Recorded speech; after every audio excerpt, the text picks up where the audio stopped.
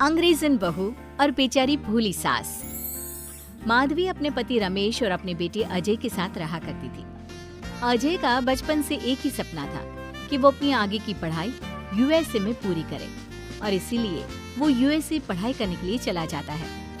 3 साल बाद जब वो अपनी पढ़ाई पूरी करके आता है तो अपने बेटे के आने की खुशी में माधवी उसकी पसंद के कई तरह के पकवान बनाती है और जब घर की डोरबेल बजती है तो माधवी अपने पति रमेश को कहती है, लगता है मेरा अजय आ गया है, आप यहीं बैठना, मैं दरवाजा खोलती हूँ। माधवी जल्दी से जाकर दरवाजा खोलती है तो दरवाजे पर अजय के साथ एक लड़की को देखकर वो अजय से पूछती है, ये कौन है बेटा? माँ, ये ग्रेटी है। हम दोनों यूएसए में साथ ही पढ़ते थे और अब ग्रेटी इस घर की बहू है। क्या बहू? अरे बेटा, तूने शादी कर ली और बताया भी नहीं। कम से कम अपनी माँ को बता तो देता कि तू अपने साथ इस घर की बहू लेकर आ रहा है। मैं बहू के आने की कुछ तैयारी तो कर लेती। कोई बात नहीं बहू, यही रुक, मैं अभी तेरे लिए पूजा की थाल लेकर आती हूँ। मॉम, आप अपनी ये फॉर्मेलिटीज बाद में पूरी कर लेना। I'm so tired right now. आजा डार्लिंग, अपना रूम कहाँ है? कोई बात नहीं बहू, तुम पहले आराम कर लो, तब तक मैं तुम्हारे लिए चाय बना कर लाती हूँ। ग्रेटी अपनी सास की किसी भी बात का कोई जवाब नहीं देती और अपने रूम में जाकर सो जाती है। कुछ देर बाद माधवी अपने बहू बेटे के लिए चाय नाश्ता लेकर उनके कमरे में जाती है, जहाँ ग्रेटी अपनी सास से कहती है, हाँ चाय, आ चाय। क्या हुआ ग्रेटी? अपनी मॉम को बोलो कि अब ये जब भी हमारे कमरे में आए तो नॉक करके आए।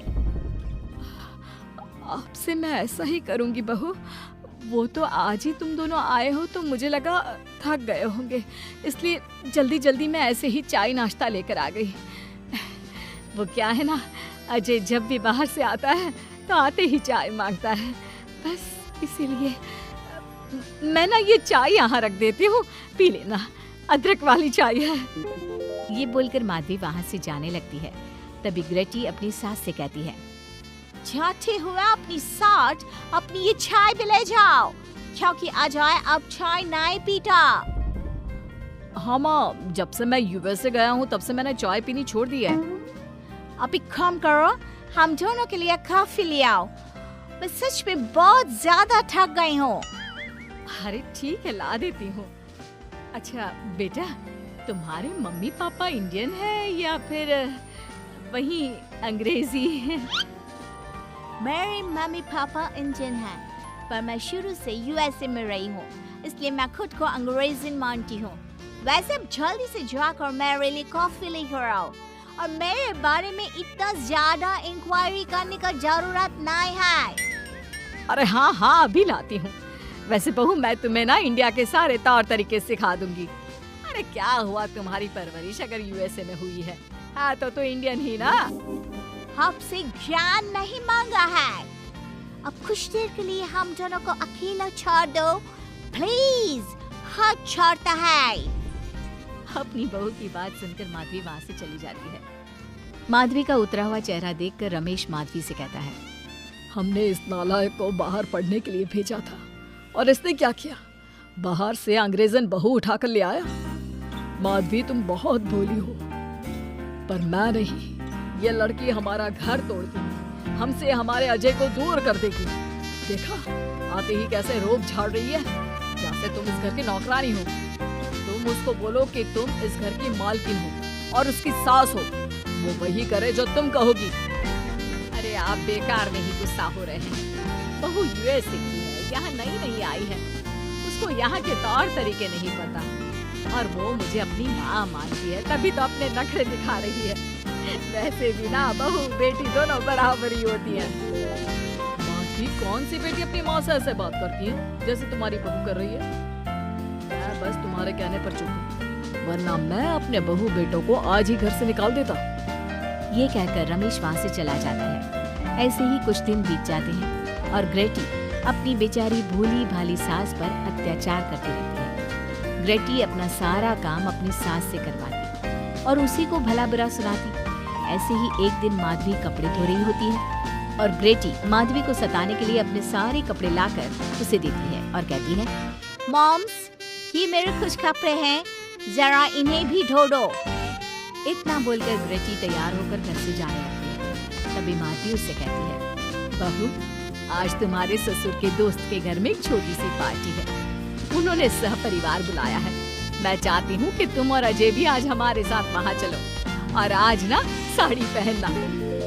मॉम, अभी मैं क्लब जा रही हूँ, रात को मुझे टाइम मिलेगा तो आपके साथ चली जाऊंगी, पर साड़ी बाड़ी नहीं पहनूंगी। ये कहकर ग्रेटी वहाँ से चली जाती है। शाम हो जाती है। सब ग्रेटी के घर आने का इंतजार करते हैं और इस वजह से कोई भी पार्टी में नहीं जा पाता। इंतजार करते करते रात के 12 बज जाते हैं। 12 बजे रात को ग्रेटी नशे की हालत में जख्मी घर आती है। अपनी बहू के सर और हाथ पर लगी चोट देखकर माधवी परेशान हो जाती है और जल्दी से फर्स्ट एड का बॉक्स लाकर अपनी बहू के सर पर पट्टी करती है। एक माँ की तरह प्यार करते हुए वो अपनी बहू से कहती है, बहू, तुझे चोट कैसे लग गई बेटा? मैं घर आ रही थी, एक बाइक वाले से मेरी टक्कर हो गई। कोई बात नहीं बेटा, कल सुबह होते ही तुझे अपने फैमिली डॉक्टर के पास ले जाऊंगी। अच्छा, अब तू ना आराम कर, मैं तेरे लिए अभी हल्दी वाला दूध लेकर आती हूँ। माधवी, मैंने तुम्हें पहले ही समझाया था, ये अंग्रेजन हमारे घर के लिए ठीक नहीं है, पर तुमने मेरी एक नहीं मानी। अब देख लो, आज इस अंग्रेजन बहू की वजह से सारे मोहल्ले में हमारी नाक कट गई है। आज सब हम पर हंसते हैं। ये सब कुछ तुम्हारी वजह से हुआ है, तुम्हारी छूट की वजह से हुआ है। ये कहकर रमेश अपने रूम में चला जाता है, पर माधवी अपनी बहू की पट्टी करके उसे उसके कमरे में जाकर सुला देती है। अगले दिन माधवी ग्रेटी को लेकर अपने फैमिली डॉक्टर के पास जाती है, जहाँ ग्रेटी देखती है कि उस डॉक्टर की बहू ने साड़ी पहनी है और एक संस्कारी बहू की तरह घर में पूजा पाठ करके अपने सास ससुर के पैर छूकर उनका सुबह सुबह आशीर्वाद लेती है। डॉक्टर की बहू को देखकर ग्रेटी को अपना बर्ताव याद आता है और उसे एहसास होता है कि वो अपनी भोली और मासूम सास के ऊपर कितना अत्याचार करती है, पर फिर भी माधवी सबसे लड़कर हमेशा उसका साथ देती है।